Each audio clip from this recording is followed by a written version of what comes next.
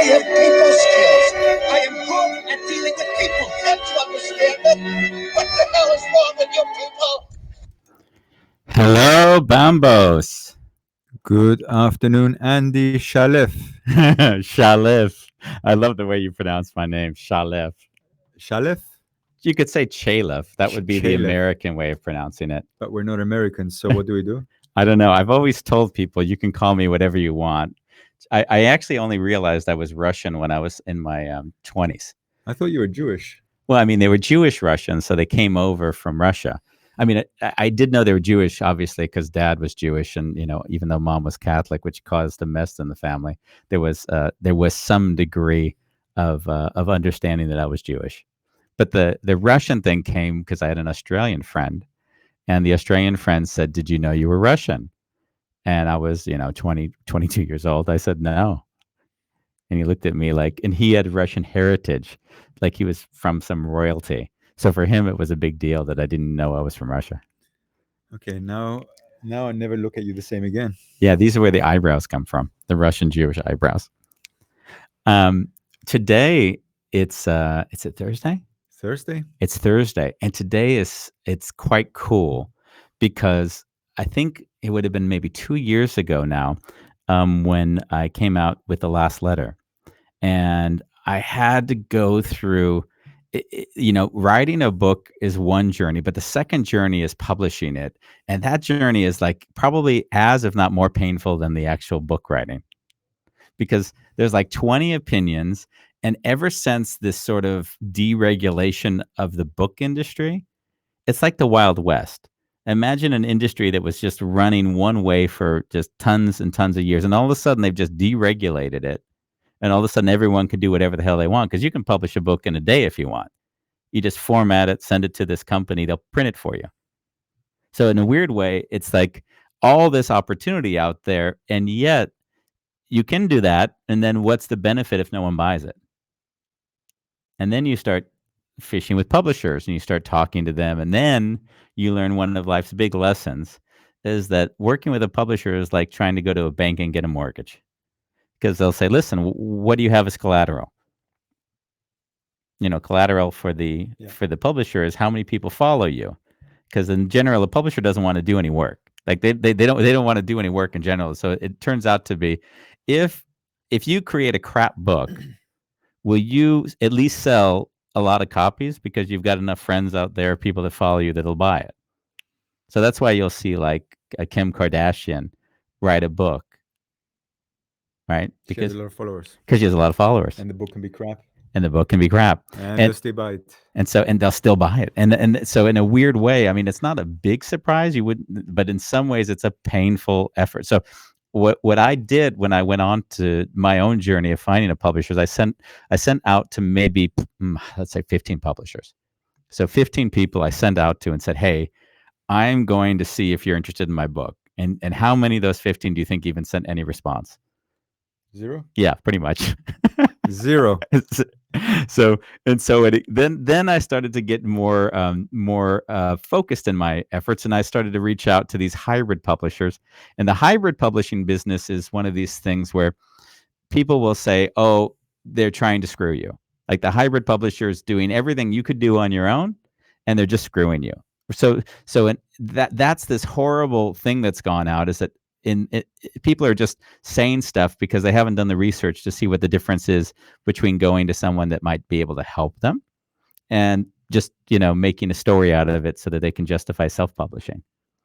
So I went and did my own research, and then I came across John Koehler from Koehler Books, and he is our guest tonight. And I worked with John, and I have to say that like every step of the way I was really grateful for him. Even the fact that we even fought it out at some points in our journey together. And even that, there was like respect I have for people, because I don't care if we have arguments. It's like, do we both come to the table in our full expression?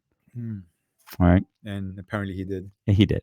And so we got, I would even say, closer through that time. I'm curious, why did you invite him? I invited him because I actually just really appreciate him. Like there's in times in my life, there's like people that have a lot of competence, and they're almost so stubborn because they're so good at what they do, and they're also a bit stubborn because they're trying to help people that aren't maybe as clear on what they need to do. So in some ways, what John will do is John will say, "Hey, I know you think you know what you're supposed to be doing, but I'm going to tell you what you really should be doing." And that takes a pretty ballsy kind of person, because on some level, to say this is what you should be doing, even if you don't want to agree with me, that's not that's an easy message to deliver. I think I like him even more now. Yeah. And he's also got an edge to him. He's got a bit of this tense edge to him as well. He's not all love and compassion, which is also good, because I like people that are really, that they stand for something. So one thing I also got from John was he actually stood for something. So I even had people that were bashing him on the internet, but not bashing him. They categorized him with 50 other people, and then I started writing back to the person that wrote this nonsense and started to say, "Hey, this isn't this is just you trying to diminish people for no real reason." And then they had to take it down. Oh wow. Yeah, because at some point they had to come to a realization that actually they weren't. In fact, I didn't tell you this, and John will come on, but the group that hasn't been like honestly favorable, I thought I was going to publish this podcast in their group, and I said no because I didn't want to have to deal with the repercussions of that. As much as I've got my balls, I do keep them parked sometimes. So that's the guest we have coming on right now. Yeah. And my wife Ronnie is at the door right now. All right, yes, Ronnie, we're live on the. I could tell them to come back tomorrow. Oh, they should come back. Come back tomorrow. They need you in person. I know they do, but I can't do that right now. Okay, all right. We interestingly we acquired a painting. We acquired a painting from Switzerland, which is a Quaker painting, which you don't know about yet. It's a painting which we're in a Quaker building, Amsterdam's Welvaarten. We'll get into that in another episode. So we acquired it at an auction house. Wow. Big deal. So they need me to go downstairs because I have to pay the VAT, the value added tax on it. And if I have to sign for it, then, or, I can always tell Ronnie to bring him up here and we'll sign it online while he's here. Well, Ronnie, if he wants to come up, he can come up. Otherwise, we're not going to dismiss the broadcast for that. So I think it's a good time to bring John on. I think it's a great time to bring John on. So let's bring him on. Yeah. Yeah. So without further ado, we're bringing on John Koehler from Koehler Books. And here he is in the flesh, John Koehler. Hey, John. Good morning. Welcome. How did it feel to have yourself explained to you in my words? I thought it was really amazing. Typical Andy Chaliff. And by the way, Bambos, here in America, it's pronounced Chaliff. Okay, just try to say it that way. Chaliff. Chaliff. You can do it. I know you can do it. No, it's you were right on in some areas and completely off base in others, which doesn't surprise me completely. It sounds about right. What I liked about it was the idea that, the first part of the journey was you writing the book. Yeah. And you didn't really understand that, that there was more to it. And that's a very common thing. And by the way, Keanu is, as you can see, saying hi behind me. He's kind of slow this morning. I would call him static, his behavior. Nice. But he does wish you both well. Hey, John, like when you met Andy, what was your first impression of him? Kind of, we've dealt with a lot of, spiritual healers and self-help and everything else. Kind of a guru, very soft, kind of, he doesn't hide, but he wraps his intelligence and his strong passion inside this really sweet visage. And so I thought he was cool. I mean, truth be told, I kind of like everybody, but I really liked him. Oh wow! Ooh. Oh wow! I like how you coach that.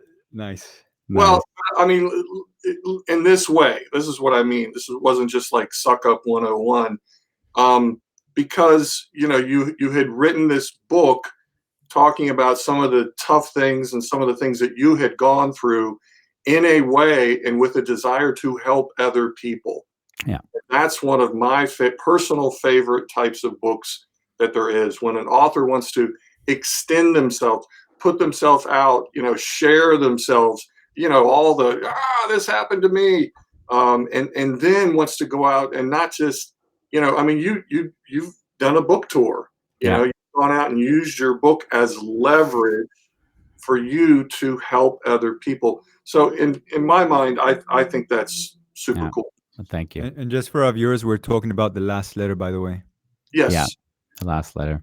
we are talking about the last letter, and Andy, you're right. I mean, the process, and I, by the way, I agree 100%. If two people are willing to be honest, to develop something, it's not always going to be love and sugar.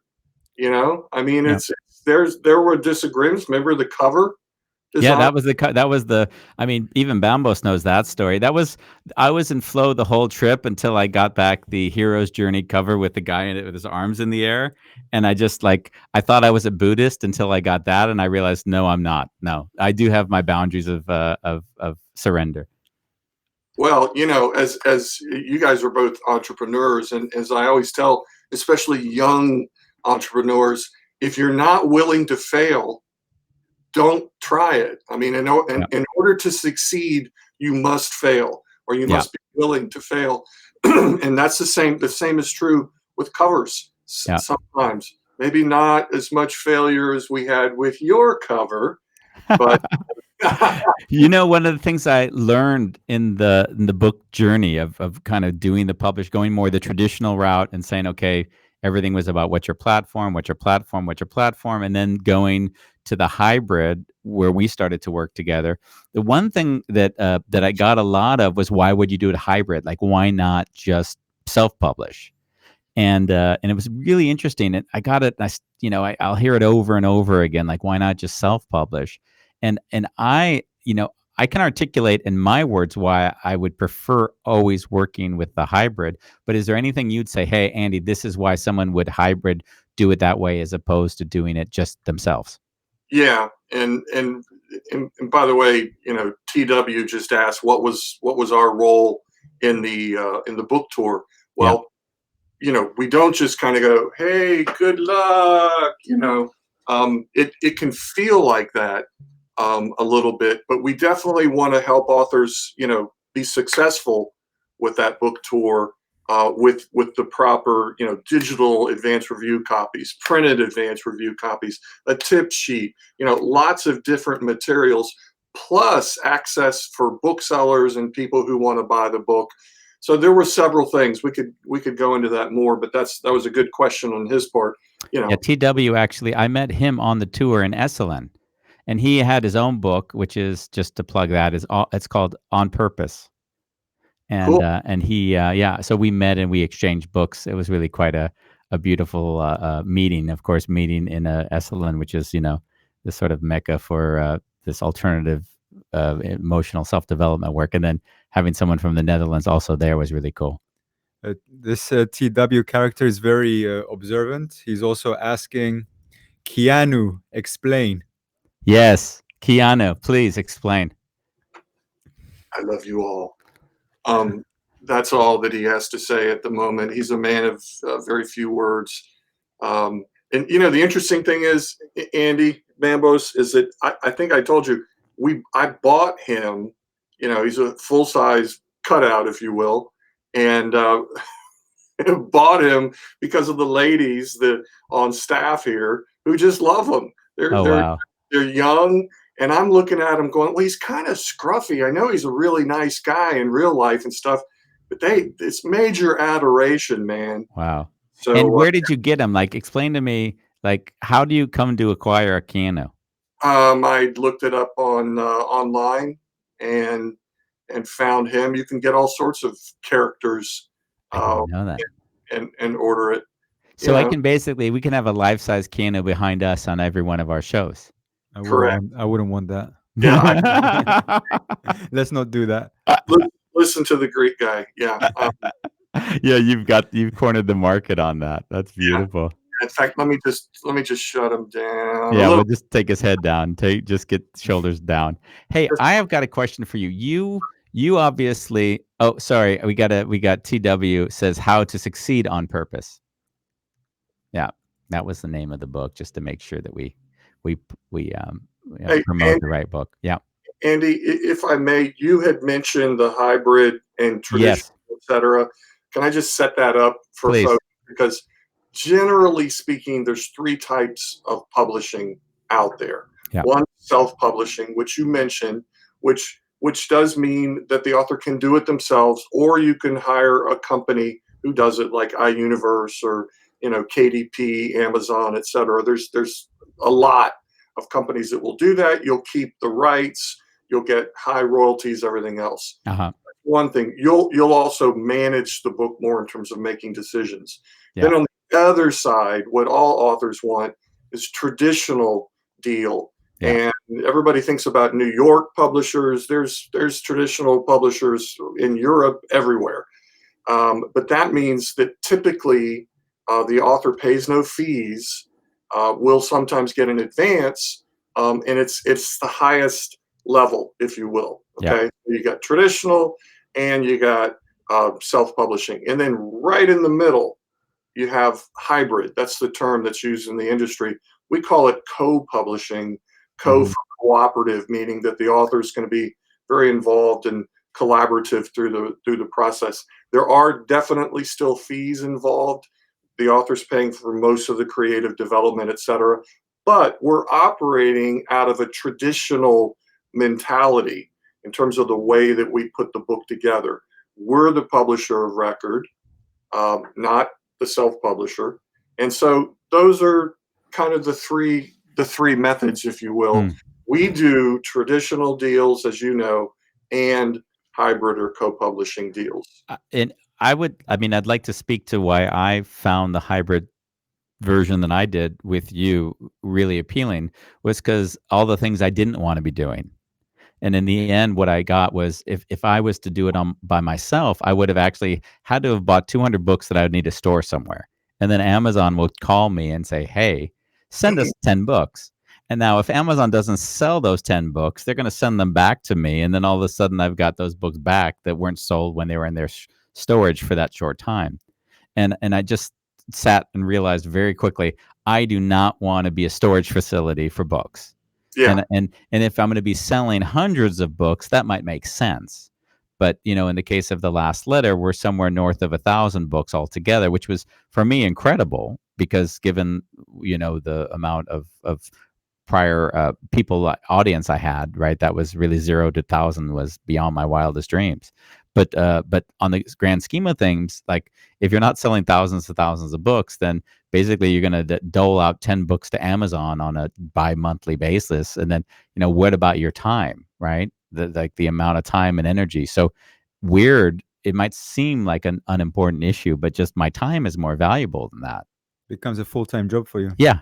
It's another thing to administrate. Yeah. Hey, John, and yeah, go ahead, Bubbles. when you read the book, how did it impact you? He didn't read the book, Bambos. Did Andy write a book? I'm just kidding. Yes, I read. Give me a second, John. Stop being a dick. The way that it works, Bombos, is that we have acquisitions editors. Submissions come in. If they make the cut, we're rejecting 60, 70% of the stuff that comes in. You can imagine Andy knows a lot of it is just really bad. Yeah. We're only taking stuff we want to put our name on it, and then it goes through the review process. So when I saw Andy's book, what I do as the publisher, after I get a review from an editor, is that I'm going to read in the first part and then kind of drop in throughout. So what I saw was very clear writing. It was pretty good. It needed some editing, but generally speaking, he articulates very well in the written word. I saw a lot of empathy. I saw huge sharing of stories, etc. So my first reaction was, this is a guy who's legit in terms of being an expert on the subjects that he's writing about, and he kind of puts himself down. He's willing to put himself down to come down to the level. It's kind of, people write about Jesus in that way, or other, Buddha or other major characters, that can they put themselves down to the level of humans? And that's what I saw. I'm sorry to compare you with Buddha. Don't let it go to your head. Well, I mean, to say that I could put myself down, that's very flattering, actually. Yeah, Because I mean, if we look at our journey in life, like the arrogance comes in when we take our experience and we make it truth. But when we take our experience and share it as a way for other people to figure out where that connects with their experience, in some ways we're not confusing people. People have enough people trying to sell them stuff. So just being present and being able to be vulnerable, that's its own gift for as far as I'm concerned, at least in my later years of life. yeah, and you've clearly helped me with some of my issues from time to time, and I appreciate that. And by the way, the thing that you said, Andy and Bambos, about why do people come and essentially hire a hybrid publisher to do the work, and it Mm, is that is the most common refrain. I don't have time for dealing with that stuff. I don't know enough about it. I need professionals. I need people who know how to do it, people who've done it. Yeah, we've published over 500 books, yeah, and most of the time, we've been successful enough after 10 years. They have researched us. They know how it works. Okay, so when they come to the table, they know they're going to have to spend some money, but they also know what we're going to do for them. So that is definitely one of the biggest reasons people want guidance. They need yeah. coaching. They need help. They need training. And that's one of the things that we're known for. You know what? One of the coolest things that came out of how you listed the book and how you published it was that all of a sudden, when someone searches for me on Google now, I pop up. Like there's me, and there's like a little section where it says Andy Chaliff and little like kind of biography. So it's not just like a normal where you'd normally find the name. It's sort of because of how you put it into the system now recognized me as an author.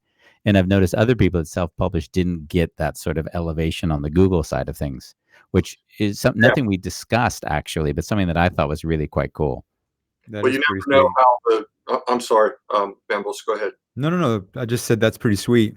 It is, and you don't always know how all the because we do the work with the keywords and everything else. You don't always know how the algorithms are going to turn out on Google and Amazon and everywhere else to sort of you know lift you up. So Yeah. yeah, Yeah, that was a really a big bonus as far as I was concerned. But we never discussed, nor did you say anything about it before it happened. I just recognized it one day. yeah, I'd love to go in a direction to kind of connect with the discussion we had just prior to us going on. Is that your first book was about bipolar? And I said bipolarism as if it was a political party, but like on bipolar disorder. yeah. So, what was the like impetus to do that book? Well, it was when I got sick. I was 30 years old, and I started with a sleep disorder. I didn't know what was going on, and it was bad. And then after about 3 weeks, I went to a doctor, and I explained it to her, and then she was writing stuff down. I said, "Hey, doc, at 4 o'clock in the morning, things get really dark." Mm, And at that moment, she saved my life because she goes, "Are you having suicidal thoughts?" I said, "Yes, I am." And she said, "Would you like to talk to someone?" Oh, yes, I would. And so I did, and so that was the beginning of the process. I just knew instinctively I got to be open with this stuff. I'm afraid of the alternative. If I shut my mouth and try to be the tough guy, what's going to happen to me? So I fell into it that way. I started keeping a journal. It got worse, by the way. I became depressed and ultimately diagnosed with bipolar syndrome. And I kept a journal during that time. What you and I've talked about this before, the mm, advantage of journaling, why we need to do it. And one of the reasons is if you're slowly getting better, you can't always tell because it's incremental improvement. But if you journal, you can go back and go, oh my God, I really am better, or I'm getting worse. I need to do something. So I kept those, and then every 3, 4, 5 years, I would come and I'd take out my journals and go, oh God, thank the Lord, thank you, thank you, thank you. mm. I'm better. And then in 2004, I did the same thing, and it was like, poof, just like stabbing me. So what I started doing was taking out journal entries from that previous time when I was sick, and I would unpack it. Wow. You've done this. Yeah. And I would just unpack it and kind of go, this is what I've learned. This Mm. is what it means to me. And I had 24, 25 pages. I just like, "Ugh." Mm. And I shared it with my pastor, my oldest sister, and my wife, and they all said, you need to finish this. And Wow. I'm like, what are you talking about, dude? It's finished. Yeah. And they all said, you need to write a book. So Beautiful. that was the impetus, and I did, and I used it just like you have with your book, and a lot of people do. Yeah. I used it as a way to get in front of people because they're going, "Oh, published author, he's an expert on bipolar syndrome." Yeah. No, I'm not. I just know what happened to me. Yeah. But maybe I can help you. Maybe I can offer some help with you on your journey. So Yeah. that's what happened. It was pretty awesome. So when you say help, what was the biggest thing for you? What was your biggest discovery that helped you? Well, I mean, there's like five things that I always say to people that they need to do. One of them is self-awareness, self-belief. But I mean, believe in yourself. Another one was medication, not by itself, but as part of the picture. Mhm. Another one was medical help.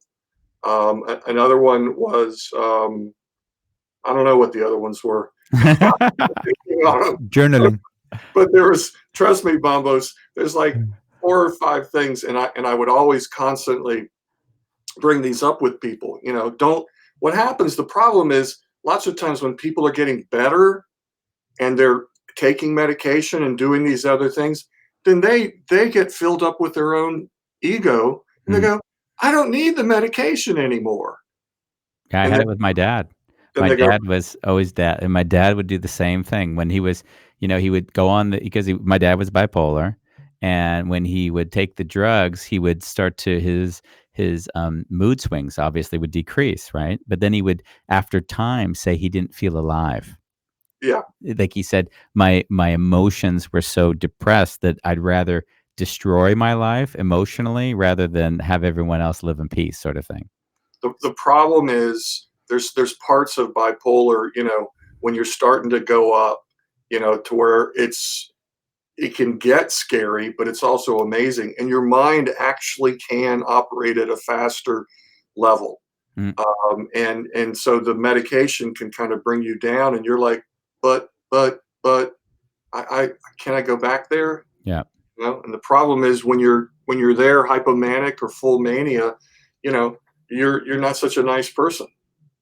It sounds to me that what you're saying, you can apply it to everything in life. Like some people think that when they've made it, that they kind of kick back and like they get lazy or they let themselves go in a way. Yeah, I agree. And the other part of it, Bombos, is just ego, because a Mm, lot of people think that you have to crush it and put it completely out of the way, and I disagree completely. I mean, mm, a healthy ego, belief in self, you know, is a really good thing. yeah. It is. It's how we succeed. The problem is, like with bipolar, if it grows too big, you know, Yeah. Yeah, well, I would, I certainly saw the interest in the creativity that was associated with not the drugs, right? For my dad as well, was that was what he was longing for in life. So in a way, he needed to get off the drugs to get back to where he felt in that egoic state, right? oh And you yeah, know what? And it was only much later that I came to realize is that actually in that more manic way of experiencing the world, he also was more acutely aware of things he was being triggered by actual things. Like it wasn't like it was, you could almost say the state of hyper awareness was so great in him, he couldn't depress what he was actually experiencing. He used to, dad was Jewish and mom was Catholic. So he always used to see the behavior of the Catholics imposed on our kids, right? He didn't like the values that Catholics were putting in our heads. So when he would see that and he he'd math out what this means for my children. Oh, my children are living in guilt of sex, right? He didn't, I remember him coming into the car one day and telling me that, he wanted me to have sex or something. And it was like, the Jews are a little bit more forthcoming. They're comfortable having these type of discussions. And then just as a side story, you'll like this. He said, I just looked at him and I said, Dad, you think I haven't had sex? Which he didn't. And I said, Dad, I had sex last week in your bed, just, just to like say, back off, like, don't treat me like the damn. And I remember him saying to me, Andy, I don't need so many details next time. He didn't. It was funny because he would never get angry at those sort of expressions. He'd get angry when you suppress stuff. So if you Yeah, were ever fully expressive, he had no issue with it. Like, you get to fully express yourself, but if you try to hide something and I feel like you're hiding it, that's when he would rage. And he would trust his feeling. Yeah. And he'd be right. I mean, in a way, we're always instinctively feeling stuff. So it wasn't that he wasn't right. It's just how he dealt with it didn't allow it to become a dialogue where we got closer, right? Yeah. so we had touched on before we came on about the sort of the pandemic and how is it affecting people. Yeah. And I mean, I was on the phone with Joe earlier, our executive editor, and Patty calls, my wife, and I'm like, oh, Joe, hang on, I want to make sure she's okay. Yeah. And she called to tell me that the koi fish had arrived for our pond, and I just started laughing. I said, all right, well, I'll be home for lunch. And then Joe and I were laughing because it's like I don't want to be guilty about being happy and about having moments in my very good life that is better than many people. People are dying. People are getting sick. We're all supposed to be very, very serious, right? Yeah. But I don't want to be serious like that. I want to be smart. I want to be a good steward. I want to take care of myself and my family and others and help others. But Yeah. isn't it funny though that I'm like actually having guilt, Yeah. No, I mean, I'd say, 2 nights ago, I believe now, Bambos and I had a guest on who played games, and one of the games was how do we talk about the shame but sing it, right? Like, how do we sing the things that we're necessarily comfortable with?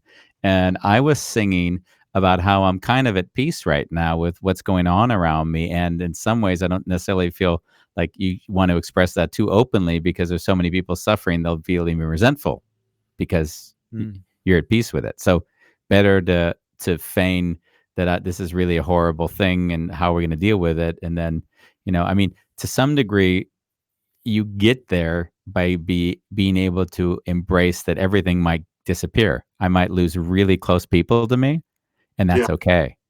Like I don't wish it or long for it, but if I live my life in the fear of everything that happened day to day, my life would be over anyways. exactly. You're too busy. You're busy anticipating all the time. Yeah. Yeah, I've been, you've seen some of them posting on Facebook. I felt that part of my purpose, if you will, is to be a voice of sometimes reason, sometimes silliness and humor Yeah. and fun, and also a voice of hope and encouragement, to let people know that we're going to get through this. We've been through this type of thing before, or Yeah. whatever the case may be. There was you might not know this, Bambos. You've read The Wounded Healer, the next book, right? Yeah. And one of the chapters is the chapter of me going to John Koehler's office to do a session with these 5 other authors. So in the one thing that dawned on me, and I think that became apparent to me when I was in your office doing the last letter session there, was that I, at that moment, sitting with 5 other people who wrote books that came from some suffering in their lives, it was like, oh, wow, I'm just like all these other wounded healers. Yeah.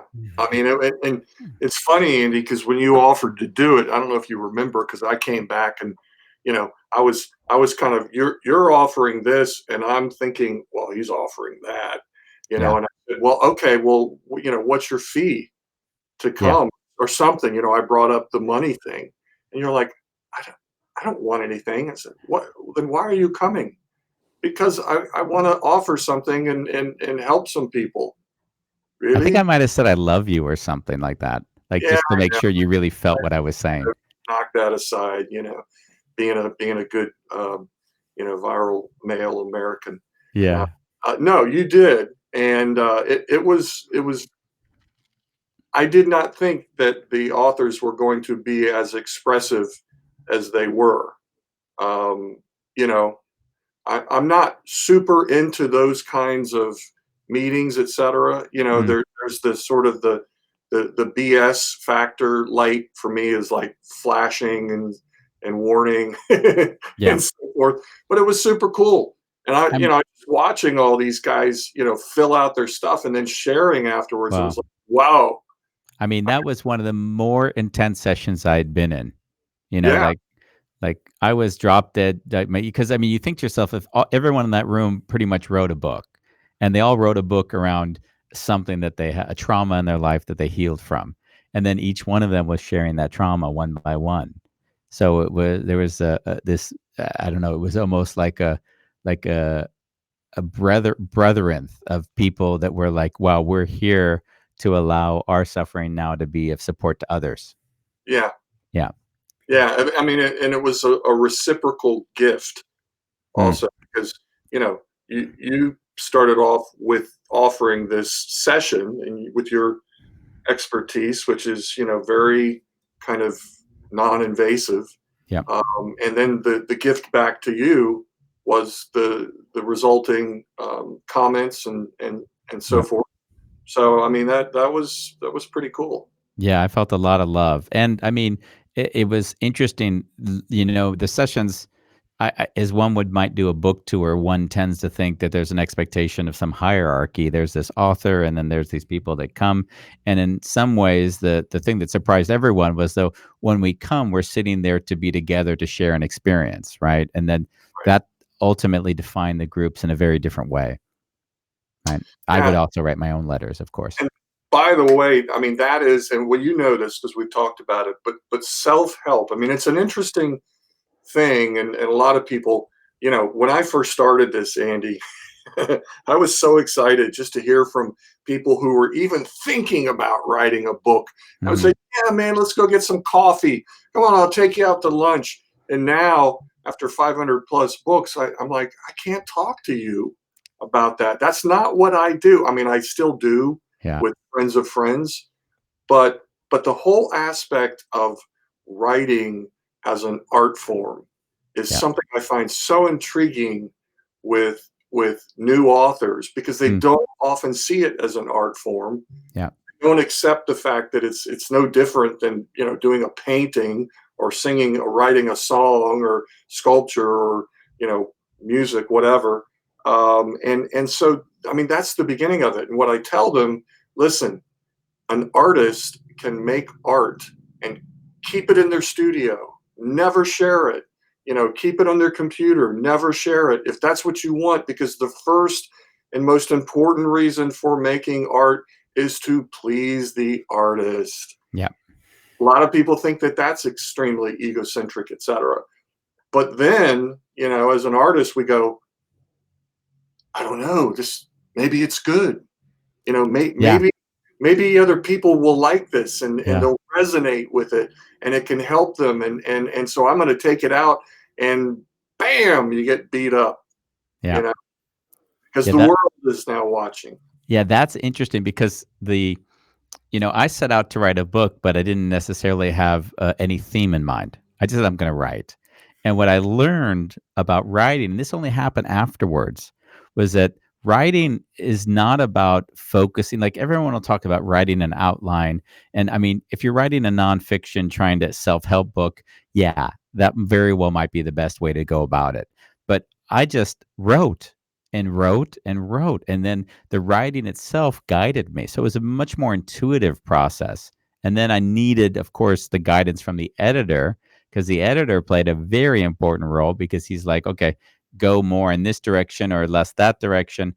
The first book was it was about 70,000 words. The second book, right, after having done all the rewriting of all of the parts of the trip was about 150,000 words. And that 150,000 got edited down to 70,000. Yeah. And I didn't have any, I didn't write thinking to myself, oh, these stories have to stay in the last version of the book. I was like, I wrote to say maybe they might, maybe they will, maybe they won't. And I think when people get too attached to the words, that's when they get stuck. Like this story needs to get in. It's also very common they do, because every word is their baby. It's been hatched out of their mind. It's beautiful. It's mine. Well, one of the things that you did that you just touched on was, I would suggest it to any new writer, which is to get an editor. Yeah. Okay. Not because your work stinks, but because we as writers, as artists, tend to make the same mistakes. Yep. We don't even know that we're making mistakes. Plus the fact that a good editor can improve the work. And that's a very good idea before you go and get it published or take it to a publisher or whatever. The more that you as a writer can do to prepare the way to improve the work, the better your chances. Yeah. Well, I really, in fact, the second book, which was interesting, is sometimes I actually tried to create stories. So I drove to Oprah Winfrey's house, and I spent an hour walking around her property and trying to see if I could drop a book off. And it was a very meaningful experience for me, right? Discussing with the guard who thought I was an insane man. Security. It was very much in that degree. In fact, I think that I was pretty annoyed that part got taken out of the book. Yeah, that part got cut, right? It just was cut because it wasn't part of the actual. It was almost like whenever I tried, it was not as interesting. I went to Disneyland, and I actually went to Disneyland because Disneyland was exactly the place as a child where my dad would make up for all of his misgivings. So in some ways, taking this trip and kind of connecting back to this 30-year period when mom died, I thought, wow, let's go to Disneyland and have an experience there. And that got cut just because it was, again, not part of this journey part of it. It was more like, this is where you're trying to make stories instead of it just being the natural progress of the journey itself. When is the second book coming out now? That's July 20th. July 20th. Yeah, and Bambos, it's a really good question, because you'll appreciate this, because we're in a pandemic. I sent out emails to I think you got one, Andy. Yeah, I did. To about 35 different authors who were publishing in May, June, July, and August. Basically just saying, hello, you're probably not going to be able to do face-to-face events with printed books, that kind of thing.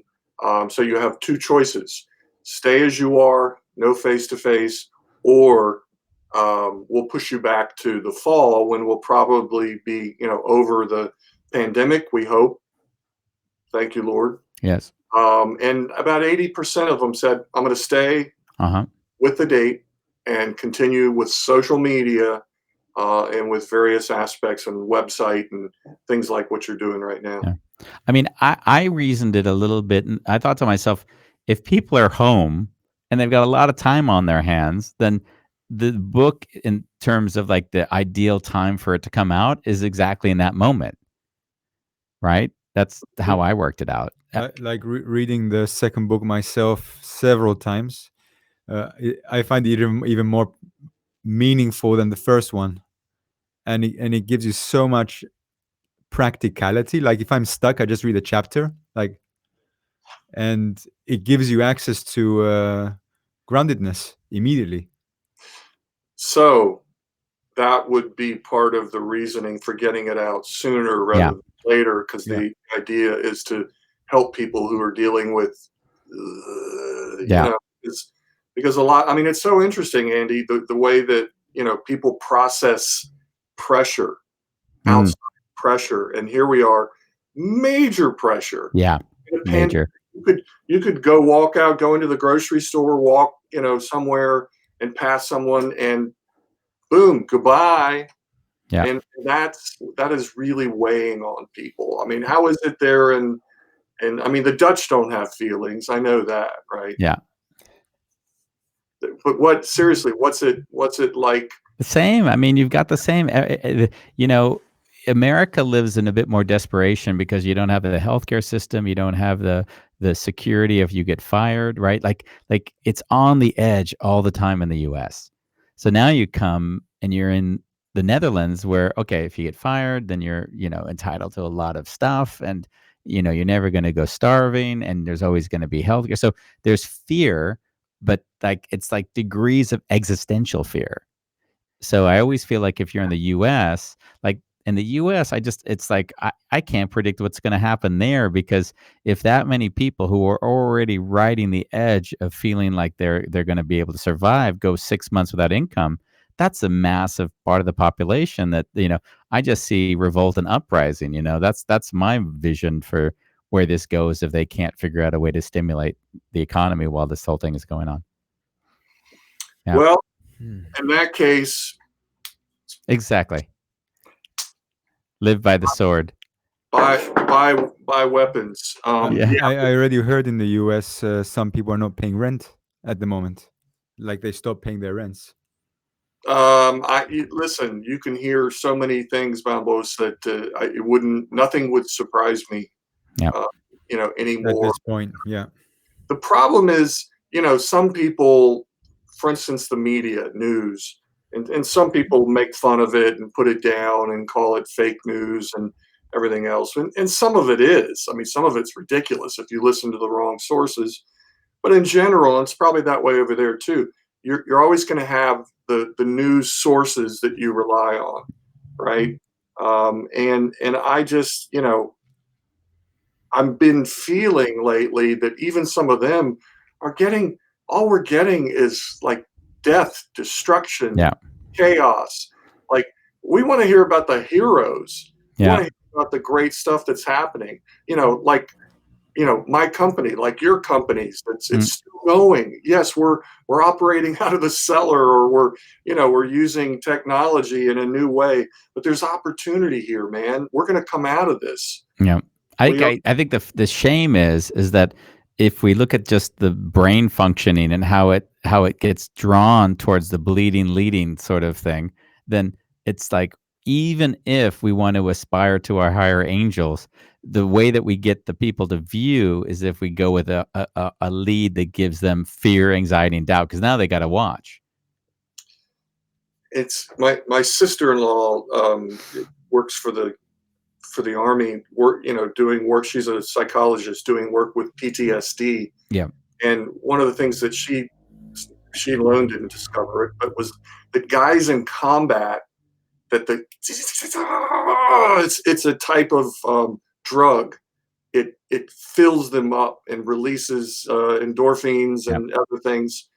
And then when that's gone, they miss it. They need it. And so they get it in different ways. Yeah. Maybe what you're saying, it's a little bit like that with bad news, with chaos. That excites me. That gives me it's terrible. It's awful. It's horrible. I'm watching a lot less these days. I think people watch the news also as a means of, I need to know, like, to feel that they have some kind of control. Yeah. And actually there is no control in this or any situation. Yeah, I agree, Bambos. But I mean, the reality is maybe they can have the segment that's dealing with, here's what's going on, here's the report, who's died, who hasn't, etc. Now, on to other news. Yeah, I hear you. Let's talk about those successes. Where are we on the curve? That kind of. What blew my mind was after 9/11, it was interesting because I was living outside. I've been living out of the U.S. for 30 years now. But when I'd go back during the time afterwards, and they'd have these green, yellow, red days, there were these alerts for how likely it is a terrorist event is going to happen today. And so I was coming from countries where that didn't exist. And all I saw was this priming of fear, like continual priming of, it's a yellow day, right? Like it's a yellow, the chance that a terrorist activity is going to happen today is yellow. And I just was like, wow, all you're doing is you're just pumping fear into the system, right? And of course, in fear, then the government gets more control, because if you're living in fear, what do? You give over more rights to the government so they can take care of things that you're scared of, right? So that's the interesting process that I've seen like through the years, the Patriot Act, right? Where at Yeah. some point you talk to any Republican, there's no way they'd let them have the take their data and all their information. And then now they're like, oh no, of course they need my information in order to save us from the terrorist. Yeah. I mean, there was something about, Wisconsin voted yesterday, right? Yeah. And some Republican, they wanted the votes to be done. Yeah. Um, and he was dressed up in a full suit, the cover up, like the scrubs that doctors wear Yeah. and everything, full scrubs on. And he's reporting, you can see a line behind him. Oh, this is completely safe. There's no issues here whatsoever. And just, he's saying good things, but he's wearing a freaking, hazmat suit, man. You're giving mixed signals. Come on. Yeah, it's all good here. No problem here. I love Yeah, it. exactly. My hair's on fire. Yes, Yeah. it's totally. Yeah. So, gentlemen, we have 10 minutes. Yeah. Or even less, it looks like. Yeah. I was gonna say, how can we make it a little bit more meaningful or spicy? Can I ask you guys, since you're Europeans, Yeah. very much, and I say that with respect. I mean, I sounded like I was joking. What This is just sort of a big picture. We're going to come out of this pandemic. Mm-hmm. They're working on vaccines now that are very promising and maybe ready as early as August. Okay, so that doesn't mean it's going to be over. Then we're going to have to still do a lot of things. Based on some of the stuff that you said, Andy, about the systems in the U.S., lack of universal health care, lack of, safety nets and that kind of thing. Yeah. Do you think that when this is over and done with, that the U.S. is going to be degraded on the world stage, and that, for instance, China is going to be resurgent, and in other countries, including Europe? Do you think this is going to knock us down a peg? First of all, I can answer your question, but I know that it's not the area of intimacy Bambos was looking for. But I see that, like, in horrible moments like this in time, the people with money are the ones that basically can take more control because people are in desperation. And if you say who has money right now, it's the Chinese. And if you look at Fox News, and I get sent not articles, the clips from America on a daily basis of the bashing of the Chinese right now. So if you look, there's just like Fox News has all this bashing campaign going on that's really subtle and sometimes not so subtle, even hinting at, listen, we've got $1 trillion debt with the Chinese. This is what they should be able to pay for. Yeah. So, Well, someone has to take the blame, right? yeah, somebody has to take the blame. So That's exactly. let's blame the Chinese. Yeah, exactly. Let's blame the Chinese. Bambos, my apologies. I didn't mean to head us off into the world of politics, but to bring it back home, what I would tell people who think they have a book in them, okay? First of all, I would say you individually have the right to write. Okay, it is people put their initials on trees, or that's awful, but you know what I mean. We want something to be left behind about us. We Yeah. want to be able to do something that's bigger than ourselves. Words live on forever. So I would say to those people, just do it. I dare you. Yeah. I dare you to do it. Go and write it. Even if you don't do anything with it, even if you feel like it's not good enough, it will be something that's cathartic, that's useful, and will be potentially one of the coolest things you ever did. You may need help to get through it. Talk to other writers, join some groups, take a class, that kind of thing. But, and I'm not just saying this because, I've got a catcher's mitt going, yeah, come on in here, buddy. No, I've written 7 books. I'm telling you, as a fellow writer, if you want to do it, if you feel the compulsion, if you have the need to create a work of art, even if it's about you, do it. Yeah. For like when Andy started writing the last letter, I mean, he didn't go to any book clubs. He just started writing, and I was quite amazed at how it came out. Like, what do you think? There was no block, nothing. Everything Yeah, I mean, at some point you maybe prepare 10 years and then it takes you 6 months, right? You don't really know what you're doing, and then you just say, "Fuck, I'm gonna do it." And then you just start doing it, and then at the end you have it, and On the iPhone. yeah, it's all on the iPhone, right? But the thing is, and I need bifocals, by the way, because of that experience. So the thing, and this is something that I found, and it still happens today. It's a trap that you're speaking towards that I see often, is that people will think I don't write as well as someone else, right? Or I haven't studied, or I don't know. And I realized that at some point in the middle of the tour, I'm like, oh, I don't need to be a good writer. Like, there's not the idea of good writer. I just have to be a writer that somebody actually resonates with. Like they connect with my writing, and it might even be written horribly, but they connect with it exactly because it's written horribly. True. But don't forget, I mean, we all know that there's creativity and there's craft. When Uh, you start a new art form, music or writing, your craft may not be that great. yeah, You were more advanced than the average newbie writer because I suspect you have written a yeah, lot more than the sure, average. Okay, so you're comfortable with self-expression through the written word. yeah, A lot of people are not. They need to learn it. They can, but you'll never learn it if you don't do it. yeah, You know? understood. Yeah, Simple. well, what was interesting from the first to the second book was the first book was written, as Bambo said, on the iPhone under the covers, and it was just written, over the honeymoon. But the second book was transcribed from when I left a session or when I left a location over the 3 months when I drove through the U.S. I spoke it into the voice recorder. I got that transcribed on the internet, and then I edited it. And that process was not as enjoyable because it was actually I was in the left side of my brain through the writing instead of this kind of exploration on the right side of my brain, the creativity and the fun and the expression. So this second book was far more of an administrative task because the writing of it happened on the trip. I wrote it when I was driving because I spoke it into the voice recorder, so it already was written to some degree. It just hadn't been mastered, and that was quite interesting.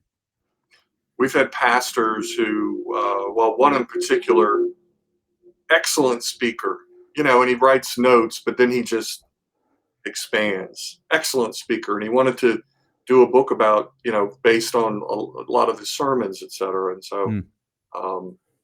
the question was, would it translate? Would the spoken word translate well into the written word?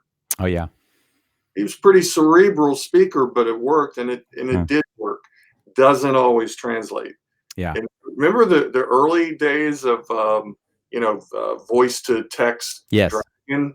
Yeah, of Oh, course, Dragon, natural speaking. so much better. Oh, yeah. And now, I can talk text and stuff, and it's Yeah. like brilliant. Yeah, if anyone needs, links or anything, please, I can send them out to do really good transcription online. It wasn't very expensive. That was a easy way to write, and, I would say just post it. yeah, I'll post it online. And, so we're at the top of the hour now, John. Thank you for coming. It was really wonderful to spend this hour with you. My Yeah. pleasure. Yeah, Yeah. super nice to meet you, John. Yeah, I've been, it was interesting because in the next book, when we were working together, and you said that we're going to do the next one with the traditional deal, it was interesting because at that point, you know how your brain works with, I've got opportunities, you're thinking, and then I realized, wow, I don't really care whatever might come. I just want to work with John. So, Oh, and that way, there's a beautiful moment. Like, yeah, that's exactly what I want my life to be, is working with people I want to be working with. amen And, to that. Amen to that. so, Yeah, Amen. Second that. so thank you for being one of those people that just makes my life richer. Yeah. my pleasure. God Yeah. bless you both. Have a good night. Yeah. All right. Or it's a good night our time, a good Yeah, afternoon good your time. afternoon, your time. Yeah. I'm gonna go eat lunch. Enjoy. Okay, guys, have a beautiful evening. Have a beautiful evening. Bye. Bye-bye. Bye.